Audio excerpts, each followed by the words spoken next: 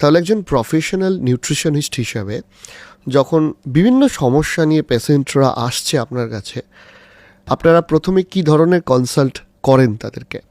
Basically আজকের যে সমস্ত সমস্যাগুলো তাদের মাথার মধ্যে ঢুকে গেছে, diabetes, blood pressure, cancer, ulcer, এই সম্বন্ধে তাদের ধারণা হওয়া দরকার।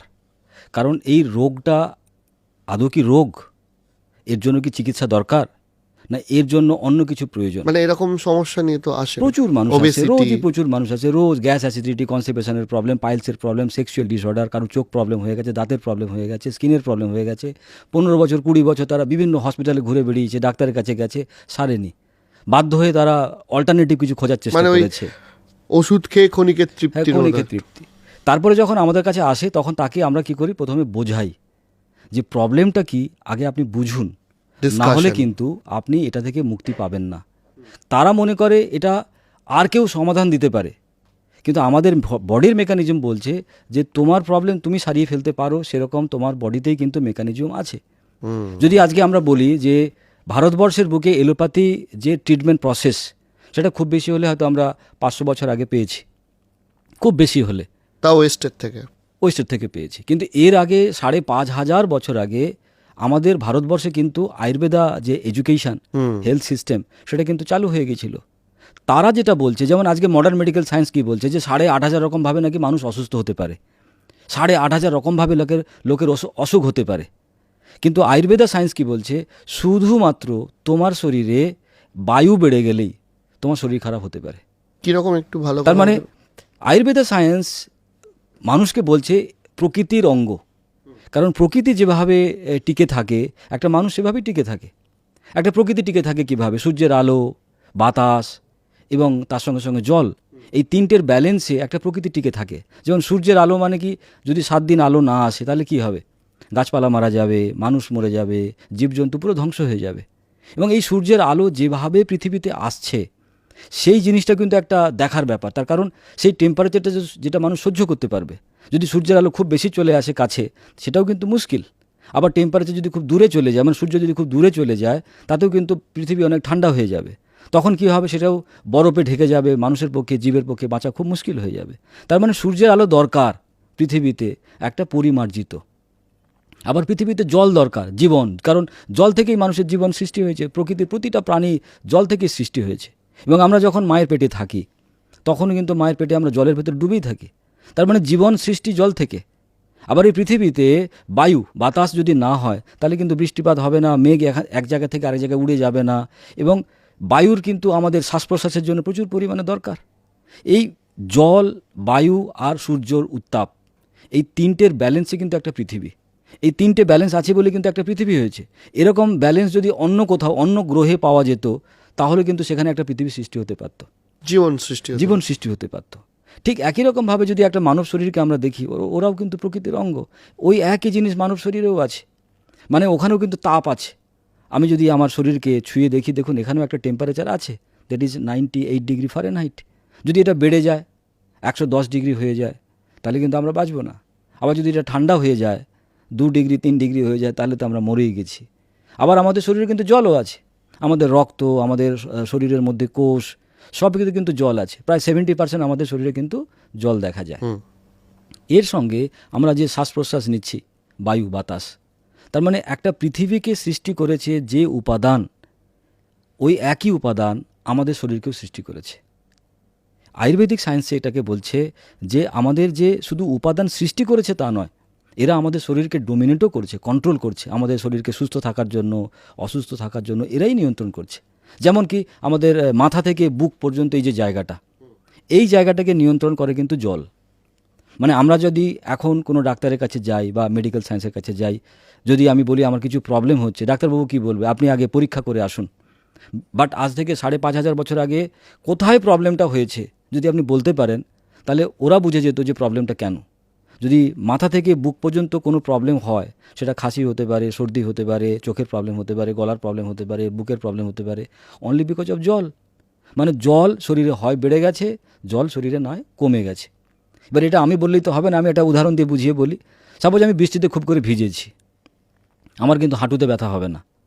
আমার কোথায় ব্যথা হবে, আমার গলায় কাশি হতে পারে, আমার নাকে সর্দি হতে পারে, আমার বুকে কফ বসে যেতে পারে। তার মানে এই জায়গায় কিন্তু আমার প্রবলেমটা হচ্ছে। তার মানে জল বাড়ার সঙ্গে সঙ্গে আমার কোথায় সমস্যা হবে? মাথা থেকে বুক। আবার আমার বুক থেকে নাভি পর্যন্ত যে জায়গাটা, এই জায়গাটাকে নিয়ন্ত্রণ করে কিন্তু উত্তাপ। মানে আমার পেটের খাবার দাওয়া হজম, বদ হজম, এই সমস্ত কিছু নিয়ন্ত্রণ করে কিন্তু উত্তাপ। যেমন মা ঠাকুমা বলে না যে ভাত খাবার সময় জল খেতে নেই। তার কারণ কি? ভাত খাবার সময় আমাদের শরীরের অগ্নি বা উত্তাপ বাড়ে। সেই সময় যদি আমি জল খেয়ে ফেলি, তার মানে ঠান্ডা হয়ে গেলে আমার হজমের প্রবলেম হয়ে যাবে। আমাদের নাভি থেকে পায়ের পাতা পর্যন্ত এই জায়গাটা কিন্তু নিয়ন্ত্রণ করে বায়ু। তার মানে আমাদের কোলন, আমাদের সেক্সুয়াল অর্গান, আমাদের হাঁটু, কোমর, এখানে যদি কোনো প্রবলেম হয়ে থাকে, চোখ বন্ধ করে বলা যায় এটা বায়ুর প্রবলেম। আয়ুর্বেদিক ভাষায় এই বায়ুকে বলা হয় ভাতা। আর আমাদের যে উত্তাপ, টেম্পারেচার, একে বলা হয় পিত্ত। আর যদি জল, তাকে বলা হয় কাফা। তার মানে কাফা, পিত্ত অ্যান্ড ভাতা, এই তিনটের ব্যালেন্স আমাদের সুস্থ শরীর। আবার যদি পৃথিবীর ক্ষেত্রে দেখি, সূর্যের উত্তাপ মানে পিত্ত, জল মানে কাফা, আর যত বায়ু, দ্যাট ইজ কল ভাতা। তার মানে ওখানে পিত্ত, কাফা, ভাতার ব্যালেন্স, একটা হেলদি পৃথিবী। আমাদের শরীরে কাফা, পিত্ত, ভাতা, তার একটা ব্যালেন্স, সুস্থ শরীর। যখন এই ব্যালেন্স ইমব্যালেন্স হচ্ছে, পৃথিবীতেও প্রবলেম ঘটছে।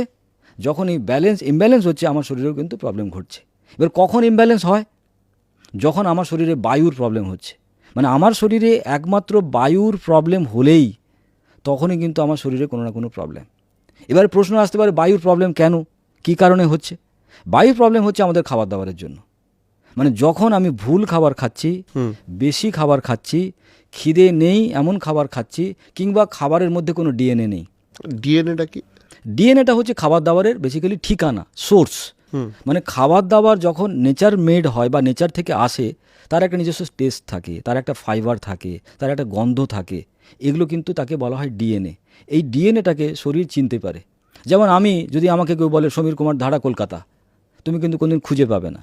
কারণ আমার একটা বিল্ডিং আছে, আমার একটা ফ্ল্যাট নাম্বার আছে, আমার একটা এরিয়ার পোস্ট অফিস আছে, পিনকোড আছে, এই সমস্তগুলো দিলে তবেই তুমি খুঁজে পাবে। ঠিক তেমনি খাবারের ভেতরেও কিন্তু ডিএনএ থাকে।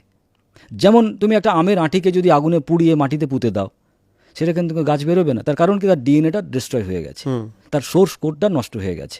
ঠিক তেমনি খাবারের মধ্যেও কিন্তু ডিএনএ থাকে। সেটা যখন শরীর চিনতে পারে, তখনই কিন্তু শরীর তাকে হজম করতে পারে। আর যখন চিনতে পারে না, তখন তাকে হজম করতে পারে না। আর যখনই চিনতে পারলো না, তখন ওই খাবারটা কিন্তু শরীরে এসে পড়ে থাকে। এবং পড়ে থাকা মানে কি? শরীর সেটা পড়ে পড়ে পচছে। এই পচে যাওয়ার ফলে আমাদের শরীরে তৈরি হয় আমা। আমাটা কিভাবে তৈরি হচ্ছে? আমাদের শরীরে যে মিউকাস মেমব্রেন, আমা মিন্স যদি তুমি জিভ দিয়ে এই গালের ভেতরে ঘষো, দেখো একটা হড়হড়ে একটা পিচ্ছিল জিনিস পাচ্ছি, এটাকে বলছে মিউকাস মেমব্রেন। মানে আমাদের বডির ভেতরে যে গাট সিস্টেম আছে, কোলন আছে, তার ভেতরকার যে line, that is call mucus membrane. এই মিউকাস মেমব্রেন ওই খাবার পচে যাওয়ার সঙ্গে সঙ্গে ওরাও কিন্তু পচে যায়। এই যে পচে যাওয়া মিউকাস মেমব্রেন, এটাকে বলছি আমরা আমা বা আমাশা। আমাদের শরীর যখন ব্লাড যখন এই ফুড বা নিউট্রিশনকে কালেক্ট করছে আমাদের লার্জ ইন্টেস্টাইন থেকে বা স্মল ইন্টেস্টাইন থেকে, তখন কিন্তু বাই ডিফল্ট ও আমাকেও কিন্তু কালেক্ট করছে। আমা এই যে টক্সিন, এই টক্সিন আমাদের শরীরে সারা শরীরে ছড়িয়ে পড়ছে। এটাকে বিষও বলতে পারি। তার মানে আমি এমন খাবার খেলাম, আমার শরীরকে আমি করলাম বিষাক্ত। এই বিষ যখনই শরীরে বাড়ছে, তখনই আমার শরীরে বায়ু বাড়ছে বা ভাতা বাড়ছে। এই বেশি হয়ে যাওয়া বায়ু আমাদের শরীরে যেখানে যেখানে গিয়ে ধাক্কা দিচ্ছে, সেখানে গিয়ে মেডিকেল প্রবলেম। মানে যদি এটা বুকে গিয়ে প্রেশার ক্রিয়েট করে, দ্যাট ইজ আমি হার্টের প্রবলেম অনুভব করছি। এই বায়ু বেড়ে গিয়ে যদি আমার গলার প্রেশার ক্রিয়েট করে, আমি থাইরয়েডের প্রবলেম অনুভব করছি। এই বায়ু যদি মাথায় গিয়ে প্রেশার ক্রিয়েট করে, আমি মাইগ্রেনের প্রবলেম অনুভব করছি। এই বায়ু বেড়ে গিয়ে যদি হাঁটুতে প্রবলেম সৃষ্টি করে, তাহলে আমি আর্থারাইটিসের প্রবলেম অনুভব করছি। তাহলে সমস্ত কিন্তু একই প্রবলেম, নাম আলাদা আলাদা। যখন হাঁটুতে প্রেশার দিচ্ছে আর্থারাইটিস, গলায় প্রেশার দিচ্ছে থাইরয়েড, পেছনে প্রেশার দিচ্ছে আমি তাকে বলছি স্পন্ডেলাইটিস, মাথায় প্রেশার দিচ্ছে তাকে বলছি মাইগ্রেন। তার মানে সমস্ত প্রবলেমের শুরুয়াত খাওয়া দাওয়া দিয়ে, ওই বায়ু বেড়ে যাওয়া দিয়ে। তার মানে কোনো মানুষ যদি বায়ুকে নিয়ন্ত্রণ করে ফেলতে পারে, এই বায়ুটা হচ্ছে আয়ুর্বেদের হিসাবের বায়ু। হ্যাঁ, আয়ুর্বেদের হিসেবে বায়ু, যাকে আমরা ভাতা বলছি। এবার এই বায়ু নিয়ন্ত্রণ কি করে হবে? আমার খাওয়া নিয়ন্ত্রণ হলে।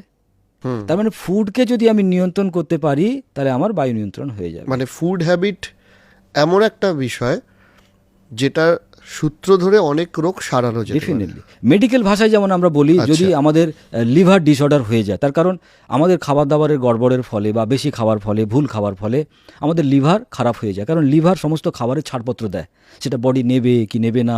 আমরা যদি মেডিসিন খাই সেটাকে রাখবে কি রাখবে না, তাহলে বডি তার ডিসিশন মেকার লিভার। এই লিভার যখন আস্তে আস্তে খারাপ হতে থাকে, এটাকে কিন্তু মেডিকেল ভাষায় বলা হয় মেটাবলিক সিনড্রোম। তার মানে মেটাবলিক সিনড্রোম যখনই আমার শরীরে হলো বা আমার শরীরে লিভার ডিসঅর্ডার হলো, তার জন্য কারোর শরীরে ক্যান্সার হতে পারে, কারোর শরীরে আলসার হতে পারে, কারোর শরীরে থাইরয়েড হতে পারে, কারোর শরীরে সেক্সুয়াল ডিসঅর্ডার হতে পারে, কারোর শরীরে ব্লাড প্রেশার বেড়ে যেতে পারে, কারোর শরীরে আদার্স কিছু প্রবলেম হতে পারে। তার মানে সমস্ত ইন্টারনাল মেডিকেল প্রবলেম, মানে বডি যে সমস্ত রোগকে সৃষ্টি করছে, সেই মেডিকেল প্রবলেমের সৃষ্টি হওয়ার পেছনে কিন্তু একমাত্র দায়ীকে liver. That is call metabolic syndrome, that is call, যদি আয়ুর্বেদিক ভাষা বলা যায়, ভাতা, বায়ু। তার মানে এই লিভারকে ঠিক করার জন্য কি প্রয়োজন? প্রকৃত খাবার। কোনো মানুষ যদি প্রকৃত খাবার খেতে পারে, তাহলে তার লিভার ঠিক হয়ে যেতে পারে। আর লিভার যদি ঠিক হয়ে যায়, তাহলে তার ক্যান্সারও সেরে যেতে পারে, আলসারও সেরে যেতে পারে, ডায়াবেটিসও সেরে যেতে পারে, তার আদার্স প্রবলেমও সেরে যেতে পারে। এটার সঙ্গে সঙ্গে আরেকটা প্রবলেম কী হয়, যখনই আমাদের এই লিভার ডিসঅর্ডার হয়, আমাদের কোলনও ডিসঅর্ডার হয়ে যায়। কেন? তার কারণ তুমি ভুল খাবার খাচ্ছ, ওটা শরীর থেকে বেরোবে না, তাতে ফাইবার নেই, সেটাকে হজম করতে শরীর পারেনি। তার ফলে ওটা থেকে কি হচ্ছে, আমার শরীর থেকে, কোলন থেকে ওটা বেরোতে পারছে না, ওটা শুকিয়ে থাকছে, পড়ে থাকছে, আস্তে আস্তে আমার কোলন ডিসঅর্ডার হয়ে যাচ্ছে। এই যে কোলন ডিসঅর্ডার হলো, যেমন ধরো কলকাতার পৌরসভার সব ড্রেনেজ সিস্টেম খারাপ, তখন যদি বৃষ্টি হয় তাহলে কি হবে? কলকাতা জলে ভেসে যাবে, সেখানে ব্যাকটেরিয়া, ভাইরাস, সেখানে মশা মাছি বেড়ে যাবে। আমাদের শরীরেও ঠিক একই রকম, যদি সেখানে কোলন ক্লিয়ার না থাকে, তাহলে কিন্তু আমাদের বায়ুর প্রবণতা কনস্ট্যান্ট বেড়ে যাবে। তাহলে কোলন যদি ক্লিয়ার না থাকে, তাহলে কিন্তু তোমার এই যে লিভার ডিসঅর্ডার, এই যে মেটাবলিক সিনড্রোম তোমার শরীরে হয়ে যাবে। তার মানে দুটো প্রবলেম তোমার শরীরে সাইমালটেনিয়াস টাইমে হচ্ছে, মেটাবলিক সিনড্রোম, কোলন ডিসঅর্ডার। আমি যদি সুস্থ হতে চাই, তাহলে আমাকে কি করতে হবে? মেটাবলিক সিনড্রোম মানে লিভারকে ঠিক করে ফেলতে হবে, কোলনকে ক্লিন করে ফেলতে হবে, এবং সেটা ন্যাচারাল প্রসেস, খাবার দাবারের মাধ্যমে। যেমন তুমি জ্যোতিষীগিরি করতে পারো কাল থেকে, যতজন পৃথিবীতে চশমা পরে আছে তুমি বলতে পারবে ওর কনস্টিপেশনের প্রবলেম। মানে যতজন চোখে চশমা পরে আছে, আচ্ছা, তুমি জানবে তার কারণটা হচ্ছে কনস্টিপেশন। যত মোটা চশমা, তত তার তীব্র কনস্টিপেশনের প্রবলেম। কারণ পেট যদি সাফ না থাকে, তোমার চোখ সাফ থাকবে না। তার মানে চোখের সঙ্গে পেটের সম্পর্ক, পেটের সঙ্গে তোমার সারা শরীরের সম্পর্ক। কারণ পেট তোমাকে দেয় কি? নিউট্রিশন। পেট তোমাকে দেয় ফুয়েল, পেট তোমাকে দেয় এনার্জি। কিন্তু কোন এনার্জি তুমি নেবে? That is call natural source. আমরা যদি ন্যাচারাল সোর্স থেকে খাবার খেতে পারি, সেই খাবার আমাদের শরীরে প্রকৃত নিউট্রিশন দেয়। আর যদি আমি প্রকৃত খাবার না খাই, তাকে প্রসেসিং করে খাবার খাই, তাকে ভেজে খাই, পুড়িয়ে খাই, রান্না করে খাই, তাহলে কিন্তু সেটা আমার শরীরে আর খাবার থাকছে না। আমি তো এটাও শুনেছিলাম যে এই যে চিকেন, তন্দুর চিকেনের তো একটা জগৎ চলছে, প্রোটিন পুড়ে গেলে সেটা ক্যান্সারাসও হতে পারে। না, বেসিক্যালি যদি তুমি দেখো, আমাদের পৃথিবীতে হার্বিভোরাস প্রাণী যারা, তারা কি করে? তারা গাছপালা খায়, হার্বিভোরাস। যারা কার্নিভোরাস, তারা বেসিক্যালি খায় মাংস, মাংসাশী প্রাণীদেরকে বলা হয় কার্নিভোরাস। আর একটা জাতি আছে ওমনিভোরাস, যারা ঘাসপালাও খায়, মাছ মাংস খায়। 1,00,000 বছর আগে যখন মানুষ এসেছিল, তখন কিন্তু পৃথিবীতে মানুষদেরকে বলা হতো হার্বিভোরাস। কিন্তু এখন যদি তুমি গুগল সার্চ করো, তুমি দেখবে মানুষকে বলা হয় ওমনিভোরাস। তার মানে সে গাছপালাও খাচ্ছে, সে মাছ মাংসও খাচ্ছে। কিন্তু মানুষের শরীরকে যদি তুমি অ্যানালাইসিস করো, তুমি দেখতে পাবে মানুষের শরীর কিন্তু হার্বিভোরাস। তার যে ডাইজেস্টিভ ট্র্যাক অনলি 30 ফিটস। কিন্তু যদি তুমি কার্নিভোরাস অ্যানিম্যাল, মাংসাশী প্রাণী যেমন কুকুর, বেড়াল কিংবা কুমির, বাঘ, সিংহ, এদের যদি তুমি ডাইজেস্টিভ ট্র্যাক দেখো, তাহলে মাত্র 8 ফিট। তারা গিলে খায়, তাদের মুখটা কিন্তু অনেক বড়, তাদের বড় বড় দুটো দাঁত আছে, সেখান থেকে তারা মাংস ছিঁড়ে খেতে পারে। তুমি যদি মানুষের শরীর দেখো, সেখানে কিন্তু এরকম লক্ষণ নেই। এবং যতদিন পর্যন্ত লোহার আবিষ্কার হয়নি, আগুনের আবিষ্কার হয়নি, মানুষ কিন্তু মাংসকে টুকরো করে খেতে পারতো না, পুড়িয়ে খেতে পারতো না। তার মানে মানুষ যেদিন পুড়িয়ে খেতে পেরেছে, কেটে খেতে পেরেছে, তার আগে পর্যন্ত মানুষ ছিল হার্বিভোরাস। যেদিন থেকে পুড়িয়ে খেতে পারছে, কেটে খেতে পারছে, সেদিন থেকে মানুষ হয়ে গেছে কার্নিভোরাস নয়, একদম ওমনিভোরাস। এটা কিন্তু একটা মানুষের জীবনের শরীর খারাপ হওয়ার জন্য মেন প্রবলেম। আমাদের শরীরে ননভেজ খাবার প্রয়োজনীয়তাই নেই। আমাদের শরীরে নিরামিষাশী হয়ে গেছে আমিষাশী। তার মানে আমাদের শরীরের জন্য যত অ্যানিমেল প্রোটিন, অ্যানিমেল খাবার, সেটাই কিন্তু বিষের কাজ করছে। আচ্ছা, আজকের দিনে দাঁড়িয়ে মানুষের কিন্তু মেন খাবার হয়ে গেছে অ্যানিম্যাল প্রোটিন, সে মাছ খাচ্ছে, মাংস খাচ্ছে, দুধ খাচ্ছে, ছানা খাচ্ছে, মাখন খাচ্ছে, পনির খাচ্ছে, ঘি খাচ্ছে, বাটার খাচ্ছে, দুধ খাচ্ছে। দুধ কিন্তু আমাদের খাবার নয়। কারণ তুমি দেখবে যত স্তন্যপায়ী প্রাণী, তাদের যে মা তাদেরকে দুধ দেয়, বাচ্চাদের দুধ দেয়, খুব বেশি হলে 1 বছর। তারপর যখন বড় হয়ে যায় তখন কিন্তু তার দুধ থাকে না। তাহলে প্রকৃতি বলছে তুমি বড় হয়ে গেছো, তোমার আর দুধ খাওয়া চলবে না। তাহলে এই পৃথিবীতে সব থেকে শক্তিমান যে জন্তু বা প্রাণী সে হচ্ছে হাতি। সে কত বছর দুধ খায়? কিন্তু আমাদের দেশের স্লোগান কি, দুধ না খেলে হবে না ভালো ছেলে। কারণ দুধে আছে ক্যালসিয়াম, দুধে আছে প্রোটিন, দুধ সুষম খাবার। আমার নিজের মা আমাকে কত বছর দুধ খাইয়েছে? খুব বেশি হলে 1 বছর। কিন্তু তারপরে আমি গরুর দুধ খেয়েছি, মোষের দুধ খেয়েছি, পারলে আমি বাঘের দুধও খাচ্ছি, প্যাকেট দুধ খাচ্ছি। তাহলে এই দুধই কিন্তু আমাদের শরীরে অটোইমিউন ডিজিজের কারণ। এই দুধেই কিন্তু আছে ক্যাসিন, যেটা কিনা ক্যান্সারের কারণ। তার মানে এই যে আমিষ খাবার তুমি বললে, আমিষ খাবারের জন্য এই যে প্রবলেম হচ্ছে, আমিষ খাবার বেসিক্যালি কি আমাদের শরীরের অ্যানিম্যাল প্রোটিন টক্সিনকে বাড়াচ্ছে, অ্যামোনিয়াকে বাড়াচ্ছে, সালফারকে বাড়াচ্ছে, ইউরিক অ্যাসিডকে বাড়াচ্ছে। তাহলে একটা মানুষের কিডনি রিলেটেড প্রবলেম, একটা মানুষের heart related problem, uric acid related problem only because of তার ওই অ্যানিম্যাল ফুড খাওয়ার জন্য। কারণ একটা ছাগলকে যদি তুমি বেশি বেশি করে মাছ মাংস খাওয়াও, ও মনে হয় 7 দিনের বেশি বাঁচবে না। আজকে মানুষ কিছুটা অ্যাডাপ্টেশন করে ফেলেছে, সেই জন্য হয়তো মানুষ খুব বেশি করে টানা হিচড়া করে হয়তো 30 বছর বেঁচে আছে, তারপরে তার তো রোগ শুরু হয়ে যাচ্ছে। যেখানে কিনা একটা মানুষ 100 বছর, 200 বছর, 300 বছর বাঁচত আমরা শুনেছি। এখন মানুষ তো খুব বেশি হলে 50 বছর পার করতেই পারছে না। তার আগে মানুষের কিডনি ফেলিওর হয়ে যাচ্ছে, হার্ট ফেলিওর হয়ে যাচ্ছে, লাংসের প্রবলেম হয়ে যাচ্ছে, ডায়াবেটিস তো ঘরে ঘরে চলে এসেছে, এখন ব্লাড প্রেশার চলে এসেছে। তার কারণ শুধুমাত্র তার ফুড প্রবলেম। আপনি একটা ট্যাগলাইন বলছিলেন যে আপনি তৈরি করেছেন, যে বিনা ওষুধে 100 বছর বা বেসিক্যালি আমাদের কাছে যারা আসে তাদেরকে আমরা একটা জিনিস শেখাই, 100 years healthy medicine free life. মানে 100 বছর সুস্থ নিরোগ ওষুধ ছাড়া বাঁচতে পারবে। বেসিক্যালি এটা আমার ট্যাগলাইন নয়। যদি আমরা ব্লু জোন সায়েন্স নিয়ে একটু পড়াশুনো করি, পৃথিবীতে এরকম 5খানা জায়গার কথা আমরা পাবো যেখানে মানুষ এখনও 120 বছর বাঁচে, উইদাউট ওষুধ, উইদাউট ডাক্তার, মানে অ্যাভারেজ এজ। ওখানে 80 বছরে মারা গেলে বলে আর্লি ডেথ। মানে স্পেসিফিক, যে হ্যাঁ আমিও শুনেছিলাম, স্পেসিফিক বেশ কিছু পৃথিবীর জিওগ্রাফিক্যাল লোকেশন রয়েছে, জাপানে আছে, অস্ট্রেলিয়াতে আছে, এরকম কিছু কিছু জায়গা। সেই জায়গাগুলোতে কিন্তু মানুষ এখন 120 বছর বাঁচে, যাদেরকে আমরা ব্লু জোন সায়েন্স বলছি। আবার যদি আমি আমাদের আন্দামান নিকোবর আইল্যান্ডের কথাও বলি, জারোয়া, যাদেরকে হয়তো বলবো অসভ্য, তারা হয়তো আমাদের মতো শিক্ষা দীক্ষা জানে না, মোবাইল ফোন ইউজ করে না, পড়াশুনো জানে না, কিন্তু শারীরিক বৃত্তিভাবে যদি আমি দেখি তারা কিন্তু অনেক সুস্থ। করোনাতে যত বেশি মারা গেছে মানুষ বিভিন্ন লন্ডন, চেন্নাই, বম্বে, কলকাতা, দিল্লি এসব জায়গায়, আমি যদি জারোয়ার ক্ষেত্রে দেখি সেখানে কিন্তু মানুষ মারা যায়নি। কারণ তারা কিন্তু অনেক সুস্থ, তার কারণ তাদের ইমিউনিটি পাওয়া তাকে বাঁচিয়ে রেখেছে। কী কারণে?